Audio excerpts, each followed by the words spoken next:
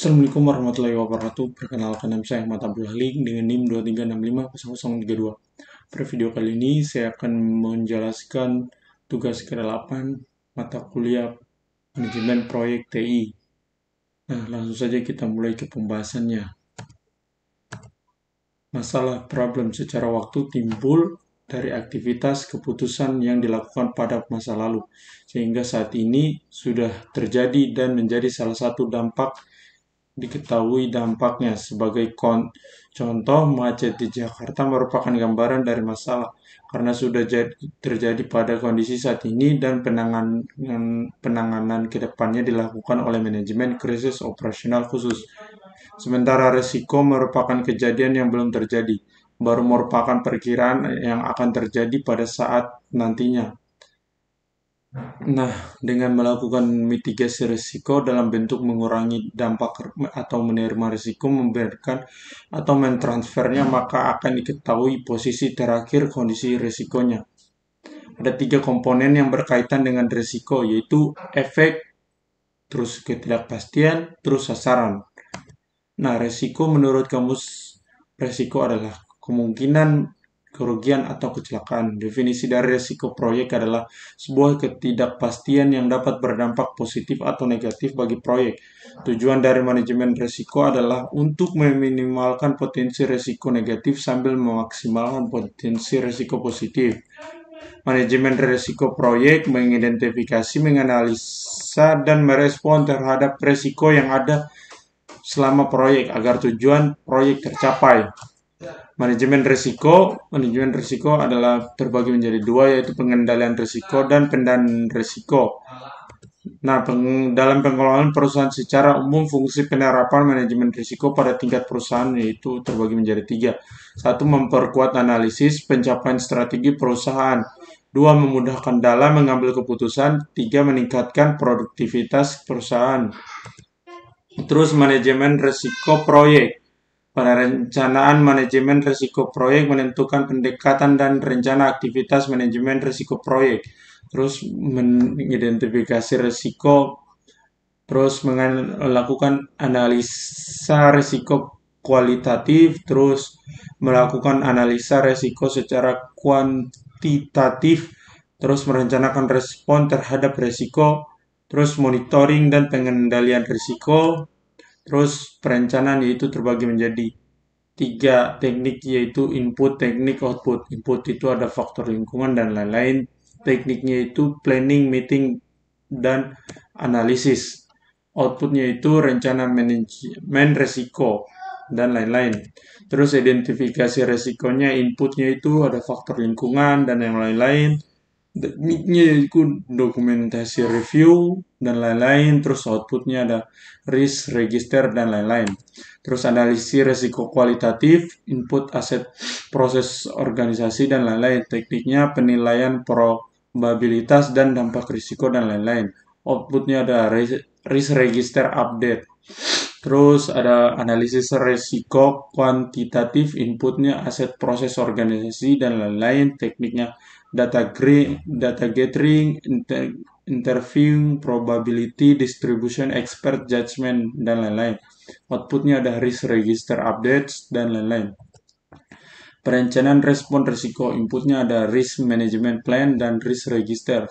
Tekniknya yaitu strategi risiko negatif atau ancaman dan lain-lain. Outputnya ada risk register updates dan lain-lain. Seterusnya.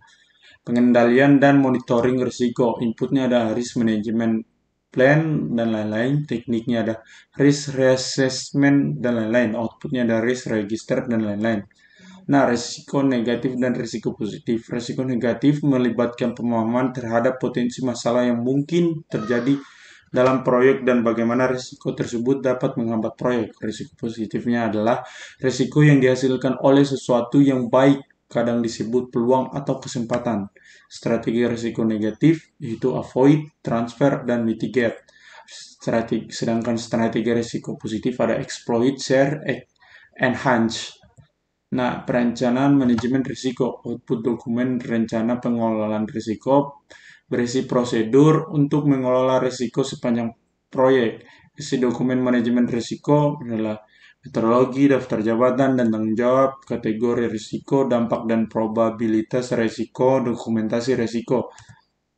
Rencana kontingensi yaitu aksi yang dilakukan oleh tim proyek apabila sebuah risiko benar-benar terjadi.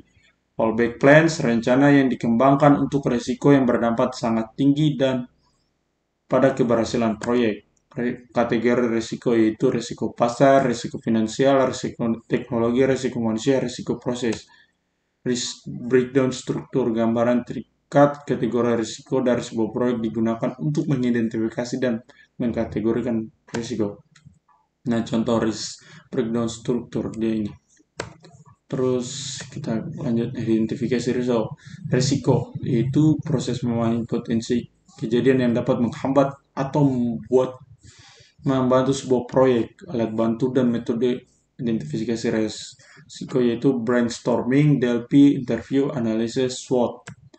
Nah, brainstorming ini dia pengertiannya, terus teknik DLP juga ini pengertiannya, terus interview, sebuah cara untuk menemukan fakta dengan mengumpulkan informasi melalui tatap muka, telepon, email, atau instant messaging. SWOT juga ini dia pengertiannya, terus register juga ini, terus matrik probabilitas adalah dampak berisi gambaran probabilitas kejadian sebuah risiko dipasangkan dengan dampak dari risiko tersebut. Nah, contoh matriks probabilitas dia ini.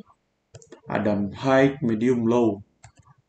Analisis kuantitatif risiko. Metode yang digunakan analisis decision tree, simulasi analisis sensitivitas. Tree adalah diagram.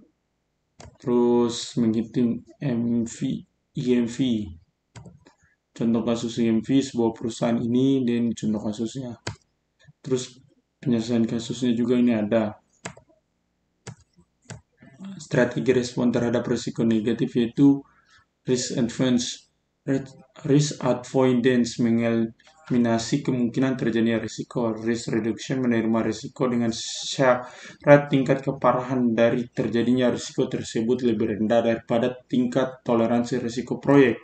Strategi respon terhadap risiko negatif lanjutan risk transfer mengalihkan tanggung jawab risiko kepada pihak luar proyek. Risk mitigation usaha untuk mengurangi probabilitas atau konsekuensi bahaya yang diakibatkan oleh risiko.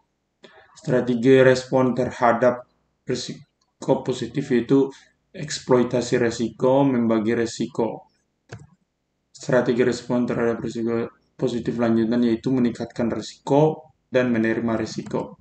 Risiko residual yang terjadi setelah memperhitungkan kontrol yang sudah dijalankan dalam rangka pengurangan dampak dari risiko utama. Nah, mungkin itu saja yang bisa saya jelaskan. Lebih dan kurangnya mohon dimaafkan. Wabillahi taufiq walhidayah. Wassalamualaikum warahmatullahi wabarakatuh.